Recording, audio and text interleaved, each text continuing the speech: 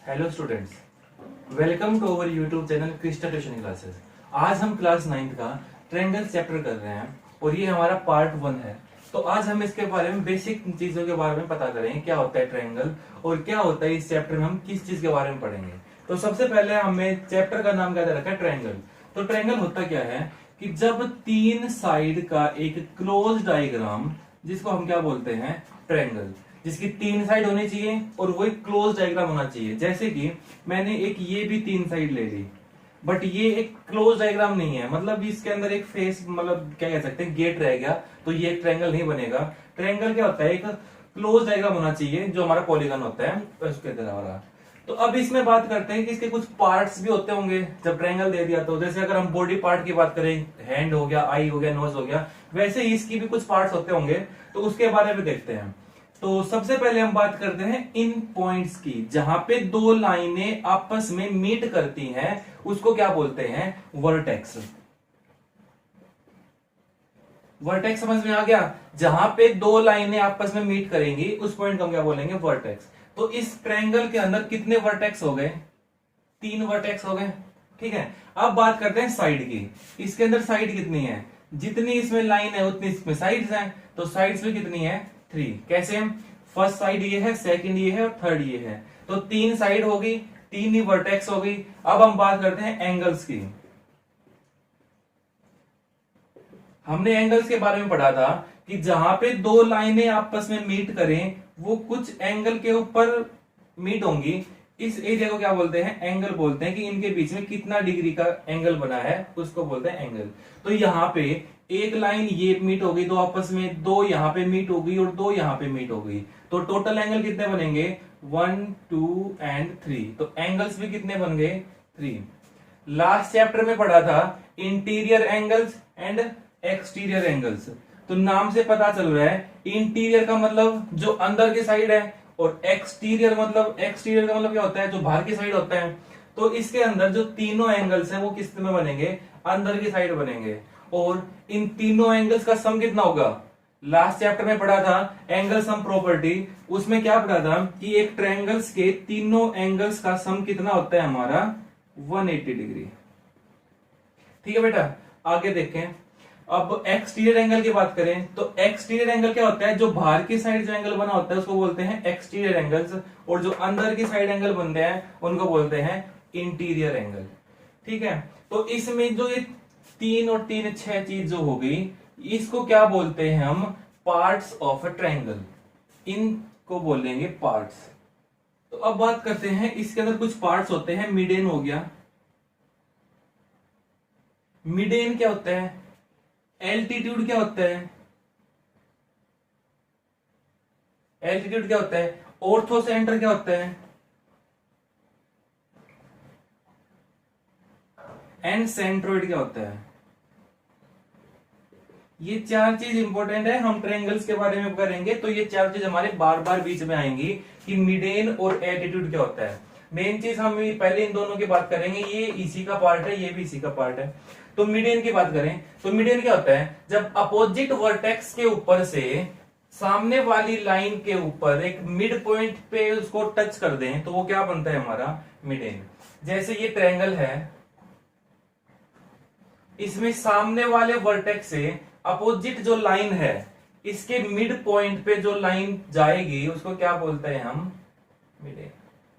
जैसे मैंने ट्रायंगल का नाम दे दिया ए बी सी एंड ये पॉइंट दे दिया मैंने ओ, तो जो ए ओ लाइन है ये क्या कहलाएगी, मिडेन। ठीक है, ऐसे ही हम यहां से भी ड्रॉ कर सकते हैं। तो यहां से जब सामने वाली लाइन के मिड पॉइंट पे ध्यान रखना, मिडेन यहां से ऐसे रख सकते हो, एम से मिडेन, एम से मिड पॉइंट। तो जब मिड पॉइंट के ऊपर जो लाइन जा रही है उसको क्या बोलेंगे हम, मिडेन बोलेंगे। ये मैंने नाम दे दिया पी, ये मैंने नाम दे दिया क्यों। ऐसे ही जब इस लाइन से इस लाइन के मिड पॉइंट के ऊपर जो लाइन जाएगी उसको भी क्या बोलेंगे, मिडेन बोलेंगे। और कितनी कितनी मिडेन्स ड्रॉ कर सकते हैं एक ट्रायंगल के अंदर, 3 ही कर सकते हैं। क्यों, जब 3 ही वर्टेक्स हैं तो 3 ही हम उसमें मिडेन ड्रॉ कर सकेंगे। तो जब यहां पे तीनों मिडेन्स जिस पॉइंट पे मीट करते हैं उसको हम क्या बोलते हैं, सेंट्रोइड। ध्यान रखना कि जो मिडेन्स का जो पॉइंट ऑफ इंटरसेक्शन होता है उसको बोलेंगे हम सेंट्रॉइड। ठीक है, तो यहां पे ओ क्या हो जाएगा, सेंट्रॉइड हो जाएगा इस ट्रायंगल का। अब बात करें कि एल्टीट्यूड क्या होता है, तो अगर एल्टीट्यूड की बात करें तो फिर से एक बार एक ट्रायंगल ड्रॉ कर ले हम। ए बी सी नेमिंग दे दी इसकी, ए बी सी। अब एल्टीट्यूड क्या होता है, अगर मैं परपेंडिकुलर ड्रॉ करूं एक वर्टेक्स के से दूसरी जो अपोजिट लाइन है उसके ऊपर, जैसे मान लिया मैंने यहां से एक एल परपेंडिकुलर ड्रॉ किया है। ठीक है, इस बार ध्यान रखना परपेंडिकुलर ड्रॉ करना है, परपेंडिकुलर वाले को क्या बोलेंगे, एल्टीट्यूड बोलेंगे। तो इसका भी नाम मैंने पी दे दिया। एक एल्टीट्यूड जब मैंने यहां से इस पे ड्रॉ किया तो यहाँ पे ये एल्टीट्यूड बन गया, और एक जब इससे यहां पे ड्रॉ किया ये भी क्या बन गया, एक एल्टीट्यूड बन गया। जहां पे तीनों एल्टीट्यूड्स आपस में मीट करते हैं उसको क्या बोलेंगे, ऑर्थोसेंटर। मतलब the point of intersection of all the altitudes, सारे एल्टीट्यूड्स का पॉइंट ऑफ इंटरसेक्शन क्या कहलाएगा, ऑर्थोसेंटर। और सारे मिडेन्स का पॉइंट ऑफ इंटरसेक्शन क्या कहलाएगा, सेंट्रॉइड। ठीक है बेटा, ध्यान रखना मिडेन क्या होता है, एल्टीट्यूड क्या होता है। ध्यान रखना मिडेन एम से स्टार्ट होता है, मिड पॉइंट भी एम से स्टार्ट होता है, तो ये दोनों क्या इसमें आ जाएगा, मिडेन के अंदर। और जो मिडेन का पॉइंट ऑफ इंटरसेक्शन उसको बोलेंगे सेंट्रॉइड। और जो एल्टीट्यूड है, एल्टीट्यूड हमारा होता है 90 डिग्री बनाना। जब एक वर्टेक्स से अपोजिट लाइन के ऊपर हम परपेंडिकुलर ड्रॉ करेंगे उसको क्या बोलेंगे, एल्टीट्यूड बोलेंगे। और इनका जो पॉइंट ऑफ इंटरसेक्शन होता है उसको क्या बोलेंगे, ऑर्थोसेंटर बोलेंगे। ठीक है, अब बात करते हैं कि कॉन्ग्रुएंस ऑफ ट्रायंगल क्या होता है। अब बात करते हैं कॉन्ग्रुएंस ऑफ ट्रायंगल। सबसे पहले पता होना चाहिए कि कॉन्ग्रुएंस होता क्या है। कॉन्ग्रुएंस होता है कि एक चीज के ऊपर दूसरी चीज फिट हो जाना। जैसे कि मैंने अपने दोनों हाथ लिए, तो ये हाथ इस हाथ के ऊपर बिल्कुल तरीके से फिट हो गया, तो इसको हम क्या बोलेंगे, कॉन्ग्रुएंट। कॉन्ग्रुएंट होता है फिट हो जाना, और कॉन्ग्रुएंस इसकी प्रॉपर्टी कहलाती है। प्रॉपर्टी को बोलते हैं कॉन्ग्रुएंस। और जब फिट हो गए उन दोनों को क्या बोलेंगे, कॉन्ग्रुएंट है भाई दोनों। तो जैसे मैंने दो ट्रायंगल ली, एक ट्रायंगल मैंने एबीसी ली, एक ट्रायंगल मैंने पीक्यूआर ली। ये एबीसी ट्रायंगल है, ये पीक्यूआर ट्रायंगल है। मैं इसको, इस ट्रायंगल को अगर इसके ऊपर रखूं एज इट इज, अगर ये कंप्लीट इस कंप्लीट के ऊपर आ जाएगी तो हम इसको क्या बोलेंगे कि जो ए बी सी और पी क्यू आर है ये दोनों क्या है, कॉन्ग्रुएंट ट्रायंगल्स हैं। और इनकी जो प्रॉपर्टी कहलाती है वो कहलाती है कॉन्ग्रुएंस। कैसे दिखेंगे, ए बी सी ये ट्रायंगल के लिए हम शो करते हैं, और ये ट्रायंगल हमारी पी क्यू आर है। इन दोनों को कॉन्ग्रुएंट करने के लिए इस साइन से दिखाते हैं हम। ये साइन किसके लिए होता है, कॉन्ग्रुएंट के लिए। इसका मतलब क्या हुआ, अगर मैं इसको 6 सेंटीमीटर मानू तो ये भी कितना है, 6 है। इसको मैंने 7 माना तो ये भी कितना है हमारा, 7 है। इसको अगर मैं 9 मानू तो ये भी हमारा क्या है, 9 है। ठीक है, तो ये तीनों चीज इक्वल हो गई। इन तीनों के इक्वल होने से कोई मतलब नहीं बनता। हमें इसके जो 6 पार्ट्स हैं, क्या पढ़े थे हमने स्टार्टिंग में, 6 पार्ट क्या होते हैं, 3 साइड्स एंड 3 ही एंगल्स। अगर ये 6 की 6 चीजें इक्वल हो जाए तो वो क्या हो जाती है, हमारी कॉन्ग्रुएंट हो जाती है। और जब हम इनको कॉन्ग्रुएंट प्रूव करेंगे तो हमें इनमें से कोई भी 3 चीजें, कोई भी 3 अगर हम इक्वल दिखा देंगे तो हम क्या बोल देंगे कि दोनों क्या है, कॉन्ग्रुएंट है। हमें 6 की 6 इक्वल दिखाने की जरूरत नहीं होती, 3 दिखाने पे बात बन जाती है। अब बात करते हैं अगली 3 एंगल्स की भी। अगर ये एंगल मैंने मान लिया 40 डिग्री है तो ये भी कितना होगा, 40 होगा। ये मैंने 60 डिग्री मान लिया तो ये भी क्या होगा हमारा, 60 डिग्री होगा। और ये अगर 80 डिग्री है तो ये भी क्या होगा, 80 डिग्री। ठीक है, अब ये क्या हो जाएगी, हमारी कॉन्ग्रुएंट हो जाएंगे। अब यहां पे मैं एक बात पूछूं, अगर मैं इन एंगल्स को अलग मान लूं, ठीक है, जैसे कि मैंने ये ट्रायंगल थी एबीसी, थोड़ा बड़ा बनाता हूं इस बार मैं, ये पी क्यू आर थी, ये 6 है, ये 7 है, ये 9 है, ये 6 है, ये 7 है, ये 9 है। अगर मैंने यहां पे ये एंगल 40 डिग्री लिया था और यहां पे मैं इसको 40 एंगल मान लूं, यहां पे ये मैंने 80 लिया था, यहां पे मैं इसको 80 डिग्री मान रहा हूं, और यहां पे ये मैंने 60 डिग्री लिया था, यहां पे मैं इसको 60 डिग्री मान रहा हूं, तो क्या ये आपस में फिट हो जाएंगे एक दूसरे के ऊपर?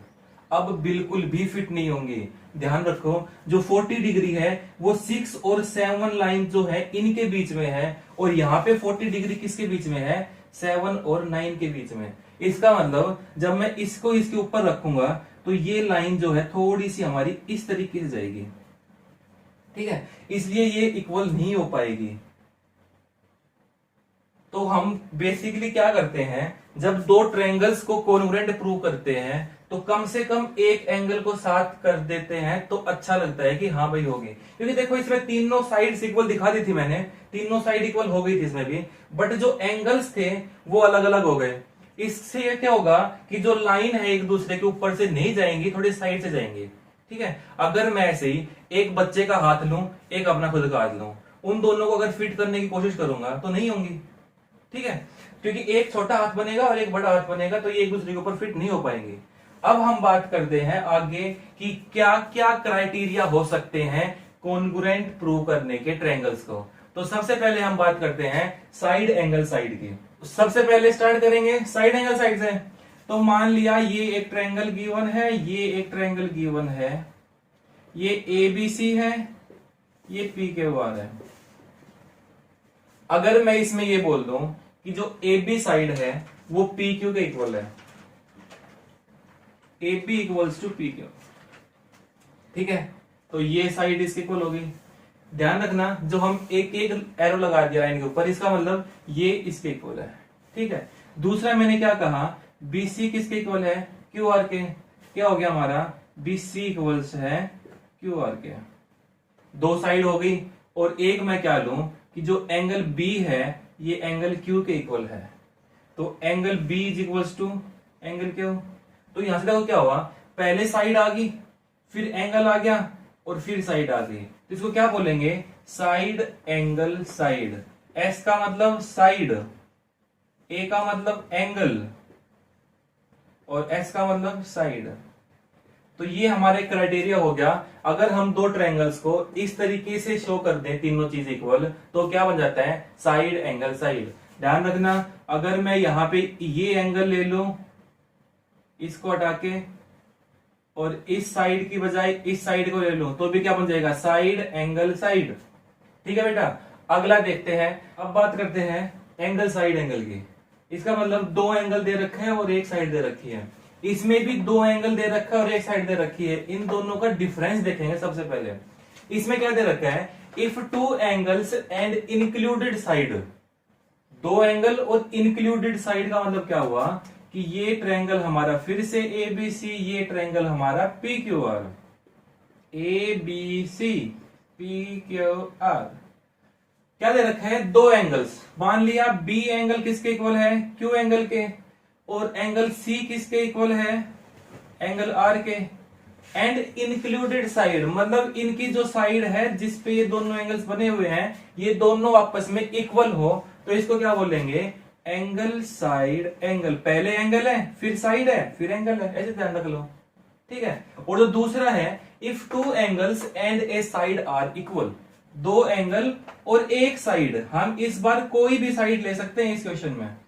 इस वाली थ्योरम के अंदर हम कोई भी साइड लेंगे, जैसे ये दोनों ले लिए हमने, ये एंगल दे दिया इसके इक्वल, ठीक है, और C एंगल दे दिया R एंगल के इक्वल, और इस बार चाहे ये साइड ले लो चाहे ये साइड ले लो। मतलब कि इंक्लूडेड साइड नहीं लेनी, जिसके ऊपर दोनों एंगल्स बने हुए हैं, सिर्फ वो साइड छोड़ के हम कोई भी साइड ले लो। चाहे हम बोल दें कि AB is equal to PQ, और चाहे हम बोल दें कि AC is equal to QR, ठीक है। तो इन दोनों का ध्यान रखना, एंगल साइड एंगल और एंगल एंगल साइड में क्या डिफरेंस है। एंगल साइड एंगल को अगर हम देखें तो कैसे देखेंगे, एंगल साइड एंगल, और इसको हम देखेंगे तो देखो, अगर इसको देखो तो ये बन रहा है साइड एंगल एंगल, ये बन रहा है ना। बट हम इसका नाम क्या दे देंगे, जब दो एंगल दे रखे हो और एक साइड दे रखे हो तो क्या लिखेंगे, एंगल एंगल साइड, ठीक है बेटा। अब कुछ क्वेश्चंस देख लेते हैं कि किस तरीके से क्वेश्चन गिवन होंगे, कैसे हमें सोल्व आउट कर। तो इस क्वेश्चन में गिवन है कि ABCD एक क्वाड्रिलेटरल गिवन है, और इसके अंदर जो गिवन है वो है कि जो AD है और BC है ये आपस में इक्वल है। AD और BC आपस में इक्वल दे रखा है। दूसरा है angle D angle D A B जो ये एंगल है और सी बी ए और ये एंगल है, ये आपस में इक्वल दे रखे हैं। हमें पूछा है कि ट्रायंगल ए बी डी और बी ए सी ये दोनों आपस में कॉन्ग्रुएंट है, ये प्रूव करना है। अगर मैं कोई भी तीन साइड या कोई भी तीन पार्ट इक्वल दिखा दूंगा तो यहाँ पे क्या हो जाएगा, दोनों ट्रायंगल्स हमारी कॉन्ग्रुएंट हो जाएंगे। तो पहले तो मैं इसको ड्रॉ करता हूं ए बी डी, तो ये हमारी कुछ इस तरीके से ट्रायंगल है, ए बी डी, और जो दूसरी ट्रायंगल है वो है बी ए सी, वो हमारी इस तरीके से है, बी ए सी। और इसमें क्या दे रखा है, ये साइड इसके इक्वल दे रखी है, और एक चीज और दे रखी है कि जो ये एंगल है ना, ये इस एंगल के इक्वल है। हमें सिर्फ एक चीज और चाहिए, हमारी बात बन जाएगी। तो मैं लेके चला in triangle A B D and triangle B A C. अब यहाँ पे क्या करना है, आगे मैंने बी ए डी लिखा है तो इधर मैं बी ए बी डी के ही पार्ट लिखूंगा और इधर मैं बी ए सी के पार्ट लिखूंगा। ठीक है, इनको अगर आपस में इंटरचेंज कर दोगे तो क्वेश्चन का जो इफेक्ट है वो गलत हो जाएगा और वो क्वेश्चन आपका गलत भी हो सकता है। तो यहां से स्टार्ट किया, क्या गिवन था सबसे पहले, जो ए डी है वो बी सी के इक्वल है, तो A D equals to B C. क्यों भाई, क्योंकि ये क्या है, गिवन है। ए डी जो है वो बी सी के इक्वल दे रखा है, हो गया। दूसरा क्या दे रखा है कि जो ये एंगल है, एंगल ए और एंगल बी आपस में क्या दे रखे हैं, इक्वल दे रखे हैं। तो क्या बन जाएगा, angle D A B equals to angle C B A. यहां पे भी क्या लिख देंगे, ये भी चीज क्या है, गिवन। तीसरी चीज निकालनी है हमें, कहां से निकालेंगे, ये थोड़ा सा हमें दिमाग लगाना पड़ेगा। अगर मैं इस चीज में देखूं कि जो ए बी और ए बी लाइन है, ये दोनों में क्या दे रखी है, कॉमन दे रखी है। एक तो ट्रायंगल ये है हमारी और एक ट्रायंगल ये है हमारी, तो इन दोनों में जो ये लाइन है ये क्या दे रखी है, कॉमन। तो क्या लिखेंगे, A B is equals to A B, और रीजन में क्या लिख देंगे, कॉमन। ठीक है बेटा। अब तीन पार्ट हम लोगों ने इक्वल दिखा दिए, क्या लिखेंगे, सबसे पहले तो कौन सा क्राइटेरिया लगेगा इसमें, तो देखो एंगल, यहां पे साइड है, फिर एंगल है, फिर साइड है, एंगल साइड एंगल, तो बाई angle side angle triangle A B D congruent हो जाएगी किसके, ट्रायंगल बी ए सी के। अब इसमें जो बाकी पार्ट्स हैं वो अपने आप इक्वल हो जाएंगे, क्योंकि जब दो ट्रायंगल कॉन्ग्रुएंट होती हैं तो उनके 6 के 6 पार्ट इक्वल होते हैं।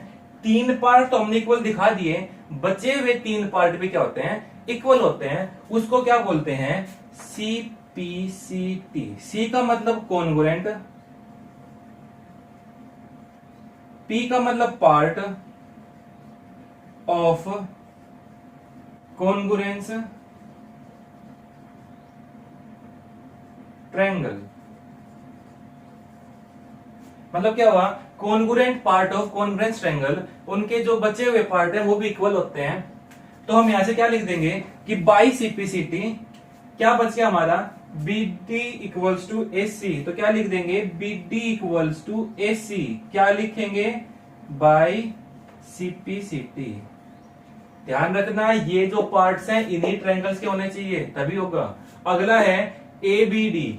जो ए बी डी एंगल है, ये जो एंगल है हमारा, और बी ए सी ये जो एंगल है हमारा, ये भी आपस में क्या हो जाएंगे, इक्वल हो जाएंगे। क्या लिखेंगे यहाँ पे भी, सीपीसीटी। ठीक है बेटा।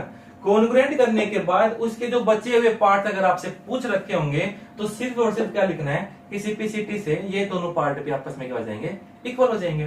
तो ऐसे ही क्वेश्चंस है आपकी एक्सरसाइज के अंदर, तो ट्राई करना जितने क्वेश्चंस आप सोल्व आउट कर सको। अगली वीडियो में हम इस एक्सरसाइज को खत्म करेंगे और जो बचे हुए क्वेश्चंस हैं उनको सोल्व करेंगे। आज के लिए इतना ही है, थैंक यू।